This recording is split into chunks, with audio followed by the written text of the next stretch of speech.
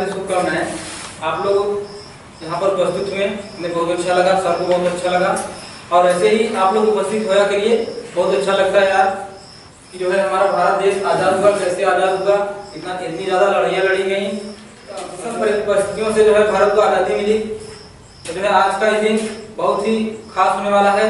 जो है हमारी दिल्ली सजी है दुल्हन की तरफ, दिल्ली सजी है दुल्हन की तरफ, गांव की गलियां सजी हैं विधवा मूरत की तरफ। आज हम हिंदुस्तान की आज़ादी की बात करें, उस दिन को याद करें जिस दिन हमारा भारत देश आज़ाद हुआ था 15 अगस्त 1947। जानने की जरूरत है कि हमारा भारत देश आज़ाद कैसे हुआ था, हमें आज़ादी कैसे मिली थी। हिंदी का एक बहुत ही मशहूर गाना है कि परदेसी या बात मत पूछो कि कैसे हम आज़ाद हुए थे, कितने गोद लूट गए थे, कितने घर बर्बाद हुए थे। मुंह से बोल देने से नहीं मिली है ये जो आज़ादी हमें मिली है, फेसबुक पर प्रोफाइल पिक बदल देने से नहीं मिली है। ये जो हमें आज़ादी मिली है, हाथ में तिरंगा लेकर एक बाइक पर ट्रिपलिंग करके सिग्नल तोड़ने से नहीं मिली है। दोस्तों, ये आज़ादी बहुत ही मेहनत से मिली है। आज़ादी लोगों ने अपने करियर को दांव पे लगा के लड़ा है। भगत सिंह तो आप लोग जानते होंगे, जिनको शहीद ए आज़म कहा जाता है। जब भगत सिंह अपने कॉलेज में पढ़ते थे तो बहुत ही तेज तर्राक और बहुत ही बेहतरीन स्टूडेंट थे। अगर वो चाहते तो अपनी पढ़ाई पूरी करके एक बहुत ही अच्छी, उन्होंने कहा कि जिस देश की जनता गुलाम हो, उन देश के युवाओं को अपने करियर की चिंता नहीं बल्कि अपने जो है अपने देश की चिंता। ये देश है राजगुरु सुखदेव भगत सिंह और खुदीराम बोस का। जो समय होता है खेलने का और जो समय होता है मोहब्बत करने का और जो समय होता है सिनेमा देखने का, उस समय में खुदीराम बोस जो है क्या कर रहे थे, बम बना रहे थे। और बम बनाकर अंग्रेजों के ऊपर फेंकने के जुर्म में और जो है फांसी के फंदे पर झूलना पड़ा। ये आजादी जो हमें मिली है खैरात में नहीं मिली है, बहुत मेहनत और मशक्कत के बाद मिली है दोस्तों।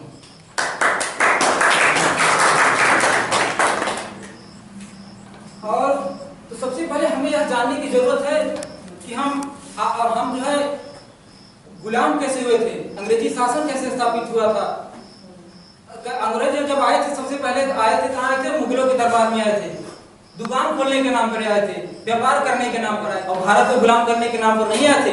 लेकिन जब वो लोग आए यहाँ पर व्यापार करते वो लोग बहुत ही जल्दी जान गए कि जो है भारत में बहुत क्या है, डाइवर्सिटी है, विविधता बहुत ज्यादा है। आप चले जाएंगे उत्तर भारत में तो कुछ और भाषा बोली और वहाँ के लोगों का ढंग और पहनावा कुछ अलग रहेगा। आप चले जाएंगे दक्षिण भारत में कुछ और अलग रहेगा और कई और अलग तरह के लोग हैं। तो उन लोगों ने सोचा कि जो है जब इतना सीखने की इतना विविधता है तो जैसे जो ज्यादा जानकारी रहता है तो देखता है कैसे इस पर राज करें। वो लोग सोचे कैसे इस पर राज करें, कैसे शासन किया जाए, गुलाम किया जाए।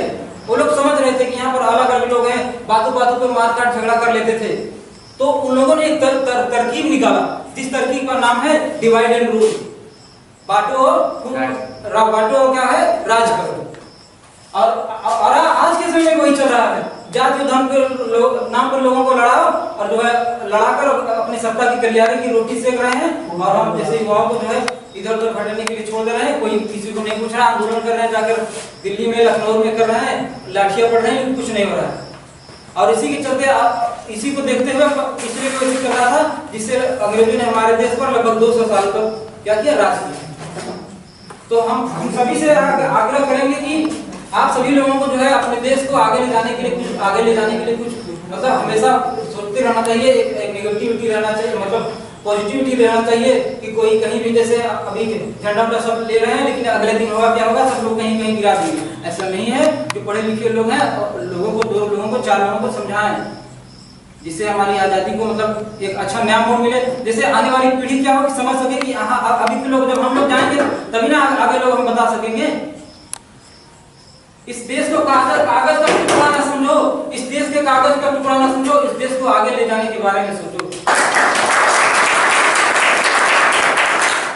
जब एक फौजी ने कहा, आंखों में आंसू आ गए, कि मैं अपनी नन्ही सी चिड़िया को चहकता छुड़ाया हूँ, मैं अपनी माँ मुझे अपने सीने से लगा ले, मैं अपनी माँ की बाहों को तराशता छुड़ाया हूँ। आप लोगों को अगर देश की सेवा करने का संघर्ष है, कुछ करने का संघर्ष है, अपनी जो है पहचान बनाने का संघर्ष है, कुछ करने का संघर्ष है, तो अगर आप लोग यहाँ पर आए हैं तो सक्सेस होंगे, जिससे आपका नाम हो और जो है नाम समाज हो। और अगर आप लोगों को जो है कुछ करना है तो जो है आप लोगों के लिए भारतीय सेना के दरवाजे खुले हैं। जय हिंद।